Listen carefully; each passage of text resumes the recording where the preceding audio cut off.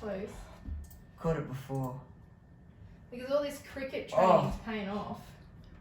So we're in the live virtual Ready? reality. Yeah.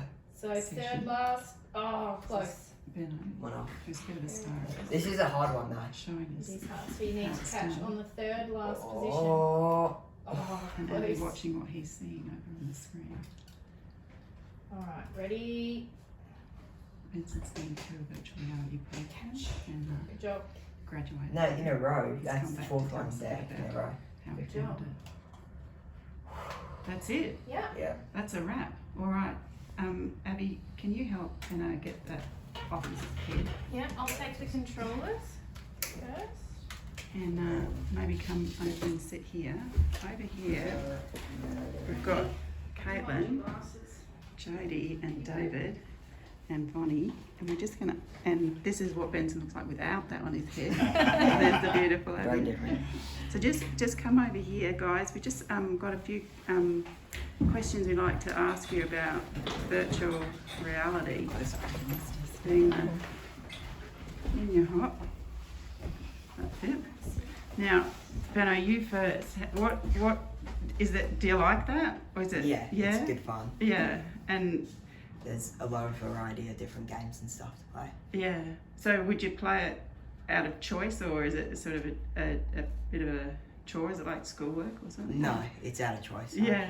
And have you noticed it's made a difference to anything? Yeah, it's Yeah. made a big difference. Like, I can see a lot better in my right eye now.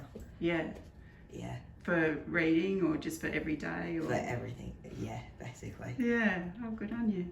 And Mum, how have you found virtual reality? Yeah, I think it's a really fun way to do vision therapy. It typically isn't a chore, and it's had a really big impact on Benson's ability to read and his schoolwork and being able to concentrate at school. So yeah, it's been really successful, and all of the measurements that these guys have taken with his scanning have improved out of sight since he's been doing the vision therapy. So like he's tracking, like he can read quicker? Yeah, there's a little Or- test that they do where he reads off all of these numbers and they time how quickly he can do that, and that just improved out of sight time and time again.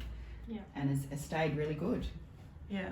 And Caitlin, how are you finding using virtual reality? It has been really great. It's a great motivator for the kids. It's not just a game, is it? It's a game with a little bit more height where we can manipulate what they need to do. And comparing it to like a full vision therapy program, how does that sort of work in with it or replace it, or how does it work? It is good. Just today, David, we had a little girl where we were able to move her from vision therapy onto virtual reality. It's a different approach. Vision therapy is hard because there needs to be a bit of a conscious control for the child, and so for some kids that's too hard. So it's sort of demotivating when something's too hard. Where we're using a game, the motivation for a game is always going to be higher than for work. So you've got that extra level of motivation and that extra level of commitment and application, which is good. And Abby, you've been doing quite a few virtual reality programs with kids. What does a virtual reality programming look like? Is there like a set number of sessions? Or? We generally start off with 4 sessions, so we take some baseline measurements before they begin and after they've done 4 sessions, and from there we either continue or finished up after the 4 sessions. But what we're looking for is to see whether their reading's any better, whether their depth perception's any better, and whether their vision has improved. Like for Benson, we wanted to strengthen the right eye, and back in the good old days, the only option we sort of had was to patch the good eye to allow the lesser seeing eye to try and strengthen. But with the virtual reality, we can do that in a more fun way, and I can turn off the screen more or less for the good eye to allow the eye that needs help to work, and it's kind of like they're just playing a game and they don't notice that you're doing it. So it's a more fun way of training the eye and training the brain as well.